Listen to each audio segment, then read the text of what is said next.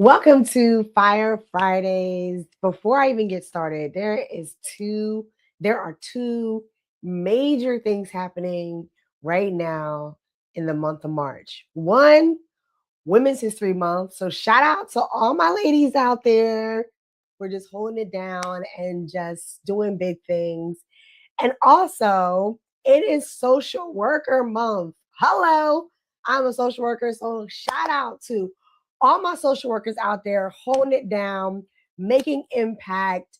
Listen, at this point of how the world is going, what's going on in the world, we are working hard, social workers. So, make sure you're taking care of yourself, my fellow social workers. Make sure that you are doing the work that you need to do for yourself as you are helping others. And just happy Social Worker Appreciation Month. Happy Women's History Month to all the ladies out there. And today is another great Fire Friday. My name is Natasha Bryant. I am a mental health professional and I am a confidence mindset coach and the owner of Speak Like Transformation and mental health and wellness practice located in Philadelphia, Pennsylvania. And I'm here to help my women entrepreneurs, my women professionals on executing and really showing up the way they need to show up to scale their business and their leadership the way they need to throughout this year. Today's conversation, I really love this conversation. If you are not following me on Instagram or LinkedIn, make sure you're doing so because I recently just posted a post about this conversation, this topic we're going to talk about today. If you are watching me on YouTube, if you're not even watching me on YouTube, make sure you head over to YouTube and make sure you subscribe to the Speak Like Transformation TV YouTube channel. Like the video, share the videos, because I'm telling you, there is a woman out there that needs to hear this message that I'm about to drop today. There is someone in your office, someone within your social group, someone within your business, someone within your connections that needs this. So please don't keep it to yourself. No gatekeeping here. Make sure you are sharing the news. So today, excuse me for the raspiness. I am, whatever the sinus stuff that's going around in the world, I'm experiencing that. But I'm still showing up because you need to hear this message. You need to hear this message. Today's topic: why smart women still struggle with self-doubt.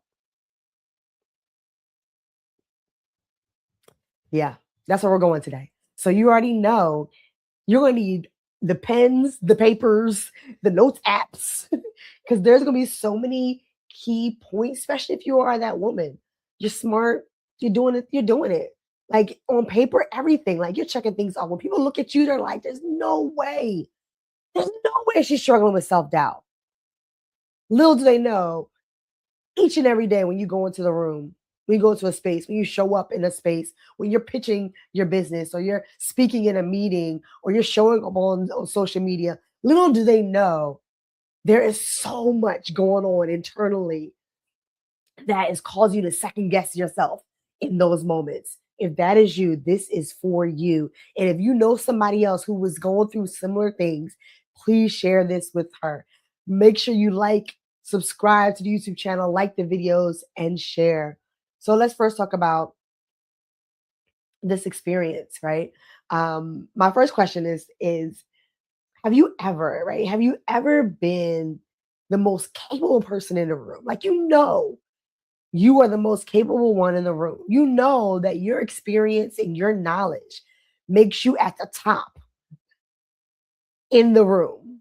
And yet you still find yourself questioning whether you belong there.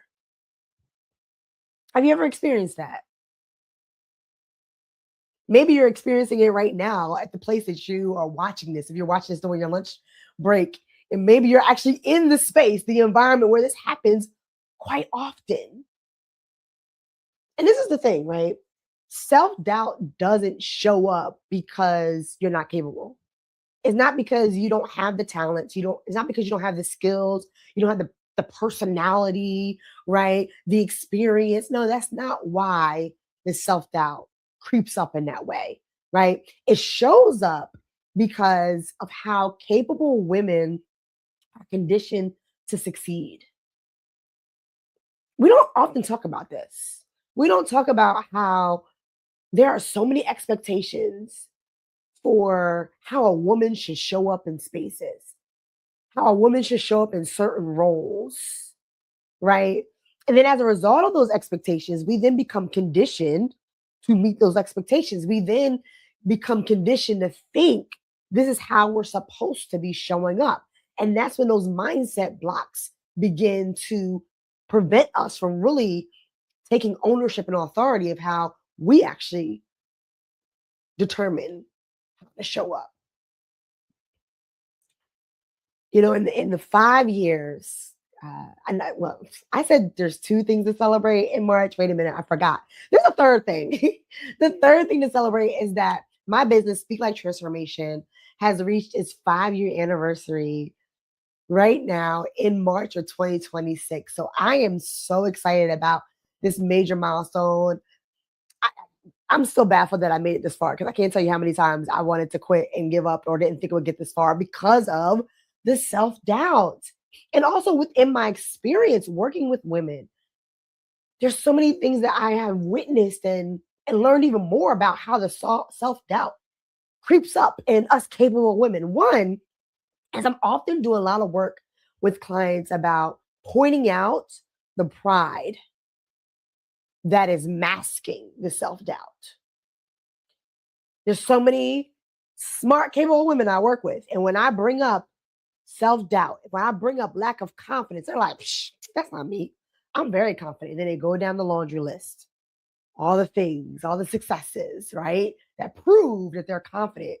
And yet, when I ask them to do a strategy like, tell me your strengths. And yet, when I ask them or I challenge them to think, well, if you're so confident, then why do you find yourself needing to prove yourself so often? When I push them in that way and challenge them, then they begin to step back and think, wait a minute, how I see myself, is that really what's going on? Have I been lying to myself this whole time? And I have to remind them that it's not that you're lying to yourself, it's just that the pride has been a way to protect yourself from admitting to the insecurities that you are facing. The pride is what's going to tell you, oh, I have tons of confidence. Like, I don't lack in confidence. That's not my issue. My issue is I need to be able to follow through on things. But let's talk about why you're not following through on things. And a lot of times it backtracks to the self doubt. Another thing I've learned, just from my own experience and also just working with women, is that the over preparing is to protect from judgment or criticism. Doing all the things, right? The overworking, the over functioning, the over preparing are all ways that are being used to prevent someone from having to say something negative about your performance, say something negative about how you show up in spaces. And so if I overwork and I do above and beyond, then nobody can ever say that I did not do enough. And or it might also be in your conversations. You may find yourself overthinking, over preparing for a conversation so you can be ready for any negative feedback. So if somebody says this, I already have a comeback for that. And I don't look stupid, I don't look silly, or I can prove to them that I'm not that. And these are all things that are fueled by self doubt. So let's define something that I call the confidence paradox. High achieving women often are performing at very high levels. We just talked about that, right? They're often carrying major responsibilities. Check out my last Fire Friday where I talked about the over responsibility that happens with that. And then also achieving visible success. Again, on paper, you are doing it. There is nothing on paper, everything is checking off. You got 5 stars on paper, right? But internally, you're still questioning yourself. Achieving women they have all these things, these great, amazing accomplishments and things going for themselves. And yet they still find themselves questioning their worth and their value. So question if they have what it takes. So externally, there's so much success, but internally, there's so much doubt. That's the confidence paradox. Is that that external success plus the internal doubts. And we're going to talk about how to really overcome that. But first, before we get into that, we got to first talk about the four hidden drivers to doubt. The things that drive, motivate, influence the doubt that exists. So if you've been wondering, why do I have this doubt? Why does it even come up? Why do I feel stuck in this? This is why. First things first, high standards. High achieving women will set extremely high expectations for themselves. They will rarely celebrate their wins, and they're constantly moving the goalposts. I literally was just talking to a client literally this past week about that goalpost just keep moving. And so it's like you're constantly trying to achieve the next thing, the next thing, and the next thing. You achieve one thing, but you can't rest and celebrate because now you're on to the next thing that you need to achieve, right? And as a result, right, confidence never has time to build. If you never acknowledge your wins, then how can you see that you're doing the right thing, that you're actually on the right track, that you actually have the skills to accomplish what you envision if you never stop to reflect on those accomplishments? And so there's never a time for the confidence to build. And then what happens is there is this like, the excellence is healthy. Like having excellence for yourself, and this is the feedback I often get back from my high achieving clients. One of my clients, I told her, I said, "How about you just achieve and not high achieve?" And she looked at me like I had five heads. Like what? That seems like I'm lowering the bar. That seems like I'm being lazy. That seems I'm just gonna be mediocre. I can't be mediocre, right? I can't just be basic and I gotta be on top, right? And so it is hard to even conceptualize what that even looks like because excellence is not a bad thing, and that's not what I'm saying. I'm not saying don't achieve or thrive for excellence. That is healthy. Pushing yourself and really you're trying to achieve things at a certain level, that's healthy. But it's impossible when your standards are exhausting. That's where the overwhelm comes in. You have this expectation for yourself to achieve within excellence, but then the standards of what you need to do to get there are just exhausting. And when your standards become exhausting, it's because your standards are now becoming perfection. And when your standards become perfection, every move you make feels like it's not enough, which is why the goalpost keeps moving, which is why you can't get comfortable in celebrating your successes. And that's the issue. There is an analogy I gave another one of my clients, right? Because there's this thought, right? There's this thought that many high achieving women have is that if I can't do it flawlessly, I shouldn't do it at all. What's the point? What's the point even going after it if I can't do it flawlessly, aka with imperfection? And so one of my clients, I gave her an analogy, and I want you to think about this too. So I asked her, I said, what's your favorite ice cream? She tells me her favorite ice cream. And the ice cream she chooses is like, I actually want to go try it out. It's like some type of Ben and Jerry's ice cream. And Ben and Jerry's has multiple things in ice cream. It's like, it got the cookie crumbs and it got the chocolate and it got the caramel, it got everything in it, right? And so I told her, I said, when you go to eat this ice cream, right? Do you ever think about adding like sprinkles or, well, I'm from Jersey, so we call them jimmies. You ever think about adding jimmies, fudge or whipped cream or cherry on the top? And she said, no, because it's great just the way it is. I said, pause. That's the word right there. That's the word I want you to get out of that. I told her, I said, the Ben and Jerry's ice cream you like is so great just in its authentic original state that the idea of adding all those extra toppings just seemed like it's just doing too much. It's taken away from the greatness of its original flavor and ingredients, right? Not saying that adding some sprinkles or adding some whipped cream wouldn't, heighten, enlighten it, or enhance it. Excuse me, enhance it to where it adds a little something, something. But it doesn't need it though. What you're telling me is that the ice cream doesn't need all that. Like just eating it, just eating it as it is enough. Is enough. And I said, I need for you to think about you like you think about that ice cream. Doing all this extra, you know, the high standards, right? That is causing you to add the sprinkles and the adding the jimmies and the whipped cream and the fudge and the cherry on top is not necessary because you just showing up as you is enough. So I challenge you to think about that. Are you adding too many sprinkles, too many toppings to yourself? Well, you don't need all that because you showing up as you is enough. Not saying that they're not there may not be times where you do want to do a little extra, and that is okay. But all the time is what leads to that perfectionism mindset and expectation. All right, let's go to the second one. Again, we're talking about the four hidden drivers of self-doubt. The second one is over responsibility.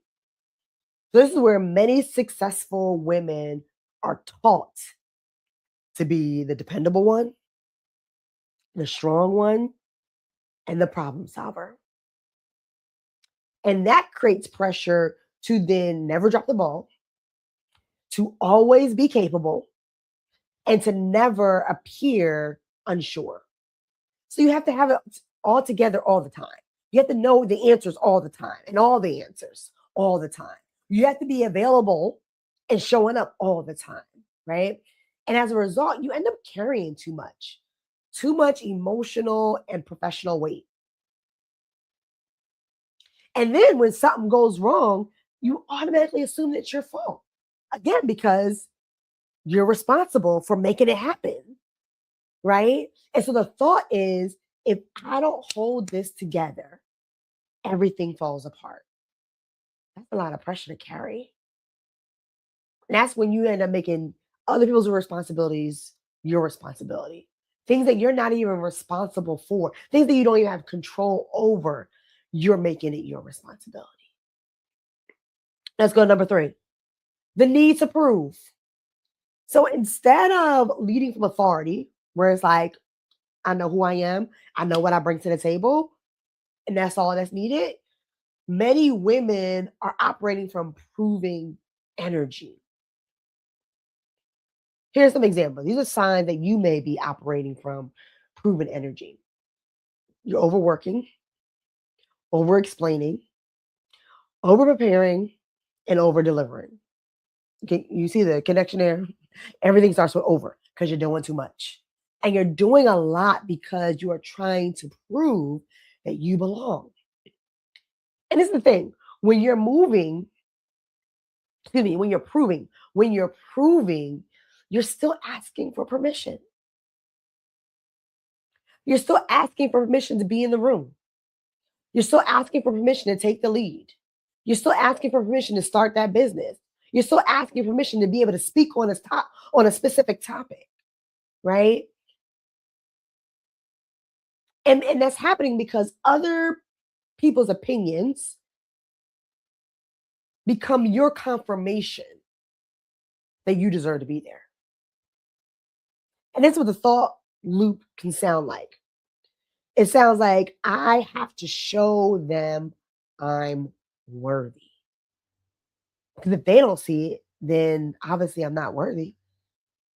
If they're not on board or they don't get it, then obviously I'm not doing enough or I'm not enough. But true confidence comes from proof, shifting proof to positioning. We're going to talk more about what that means, what that looks like. Last but not least, the fourth one is fear of being seen. This was a quiet one because most people don't see someone feeling really uh, anxious or nervous or feeling overwhelmed when they have to be in the spotlight. And sometimes you may not even recognize it. This is another thing I often confront my clients about. Like one confronting, like that's actually the first one I talked about how I confront my clients. Like that's actually not confidence, that's pride, right? And the other one I confront my clients is that's actually not being an introvert, it's fear of being seen. There's so many high achieving women that I work with that will claim being an introvert. You know, like, oh, being around people is just so exhausting. And I'd rather be by myself most of the time. Like, I don't mind being around people, but my battery gets low very quickly when I'm in social settings. So I prefer to just not be in those social settings or in small settings, small groups, right? And I often after we do some work and I often have to point out and confront like that. No, you're not an introvert. You're just fear of being seen. Because when you're around people, there's so much overthinking about how you need to be showing up, what you should say, what you should not say. So much anxious anxiety about someone actually seeing you for you that it is emotionally exhausting. So of course you're not going to want to be in social settings because it's exhausting mentally and emotionally when you're in those spaces. And so many women, right? Many women who have this fear of being seen, this is why I can be quiet, is that they want the growth. They want the growth in their business. They want the growth in their profession, in their professional career. They want the leadership. They want the visibility. They want to be, known for X, right?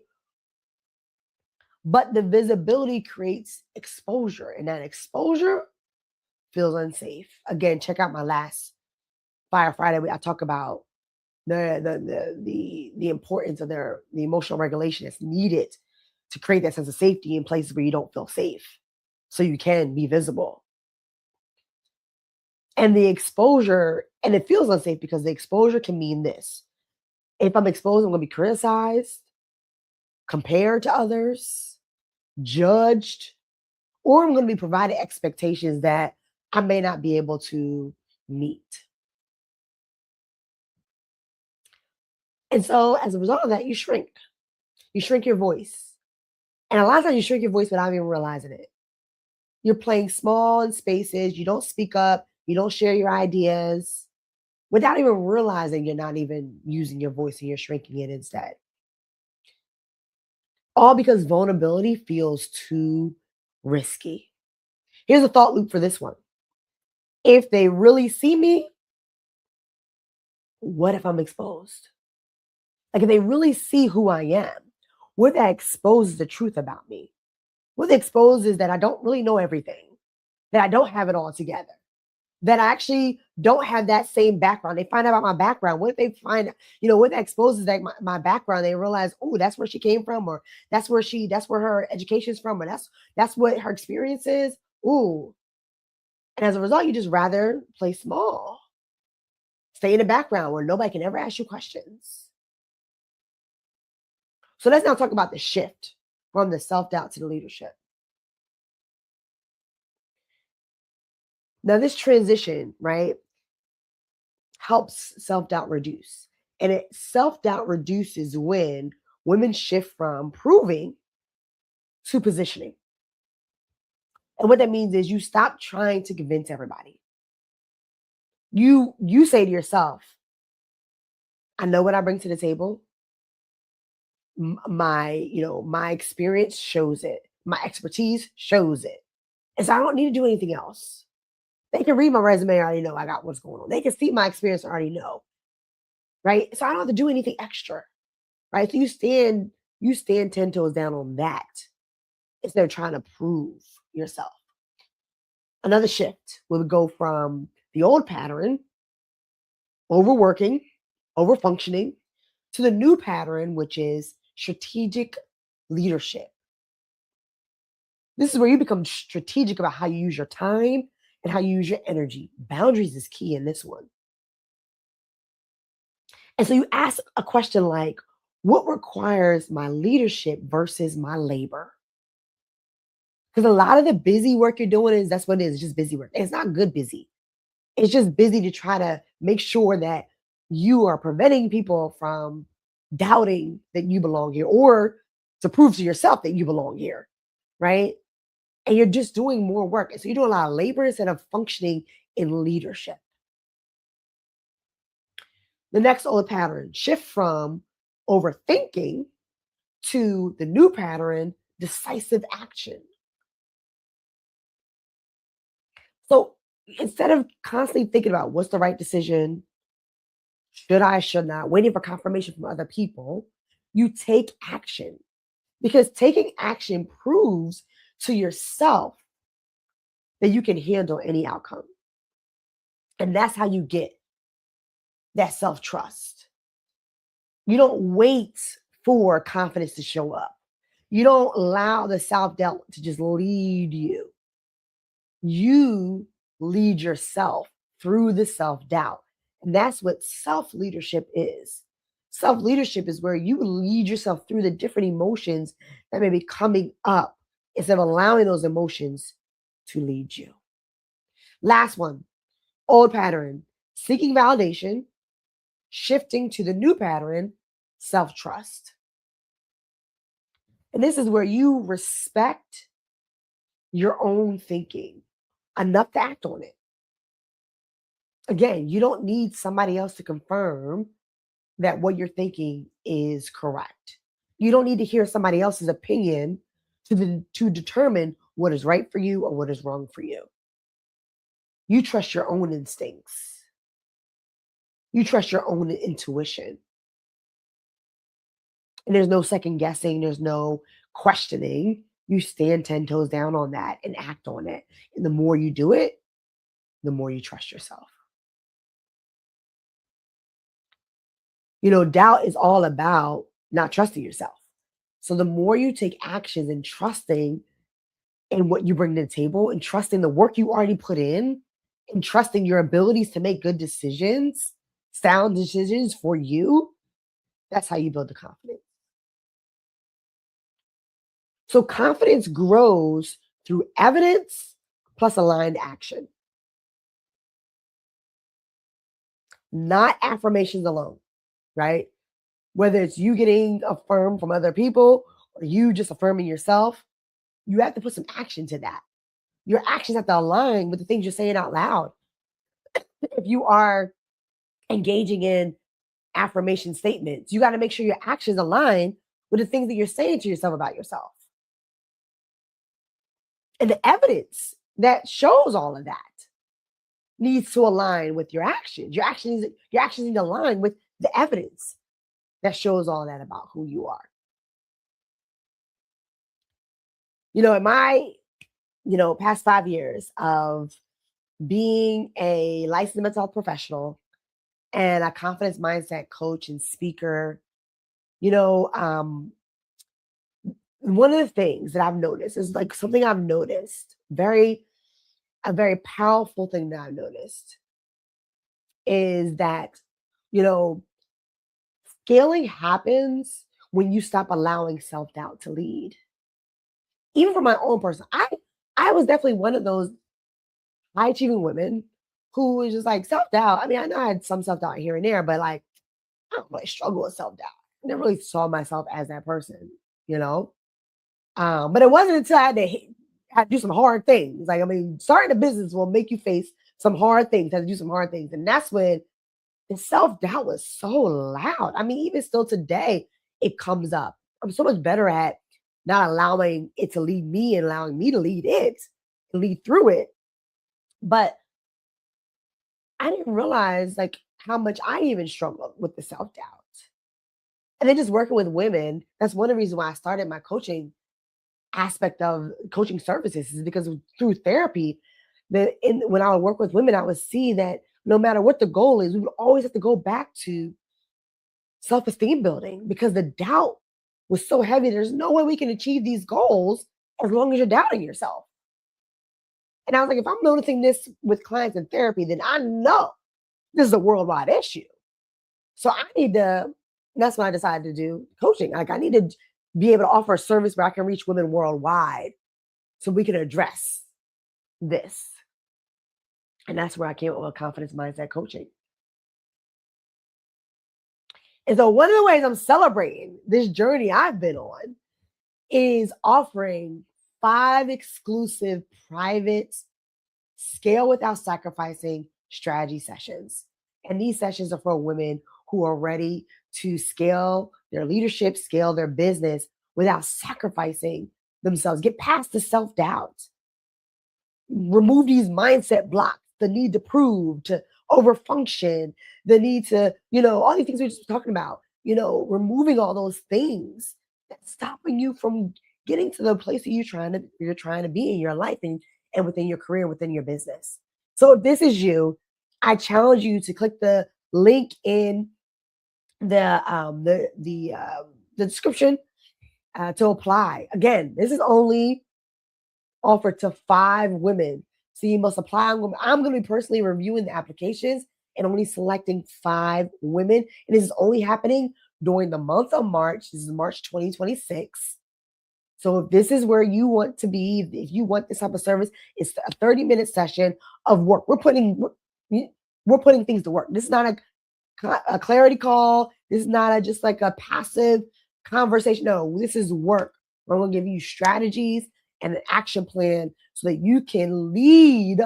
You can start leading you can start engaging in self leadership, leading yourself through doubt, through discouragement, through second guessing, through the proving, through all things that's causing you to lack the momentum you're seeking within your business or within your leadership. Hope this was helpful for you. Check out the previous Fire Fridays to get even more amazing key points on how to be able to scale without sacrificing yourself or losing yourself. Make sure you subscribe to the YouTube channel. Hit the notification button to be notified when I go live or when I drop a video. Make sure you share these videos. You can follow me on LinkedIn if you're not following me already. Make sure you follow me on Instagram, Speak Like Transformation, and I will see you next week.